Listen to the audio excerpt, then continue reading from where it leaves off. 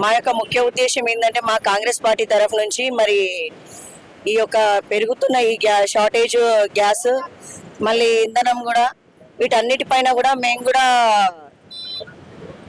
Strike చేయడం జరుగుతుంది. ఎందుకంటే సామాన్య ప్రజలకి అందుబాటులో లేకుండా పోతున్నాయి గ్యాస్. ముఖ్యంగా వాళ్ళు రోజువారీ కార్యక్రమాలలో వంట ముఖ్యమైనది కాబట్టి గ్యాస్ కూడా ముఖ్యమైనదే. ఆ గ్యాస్ ఇప్పుడు మరి బుక్ చేసినా కూడా ఒక 25 days తర్వాత కూడా రాకుండా పోతుంది.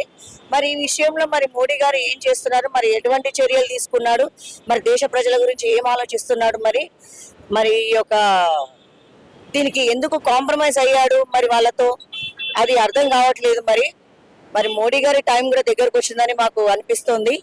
మరి మా రాహుల్ గాంధీ గారు మరి గద్దెనెక్కితే గానీ ఈ యొక్క అన్నిటికీ సమస్యలకి పరిష్కారం దొరకదని మేము అనుకుంటున్నాము.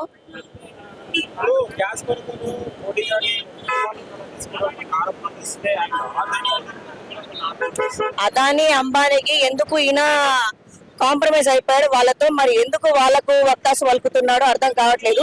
మరి దేశ ప్రజలని ఎందుకు పక్కన పెట్టేసిండు, మరి వాళ్ళే ముఖ్యమని ఎందుకు అంటున్నాడు. మరి ఈ యొక్క బీద ప్రజల గురించి కూడా తను మోడీ గారు ఆలోచించాలి కదా అని మా ఒక ఉద్దేశము.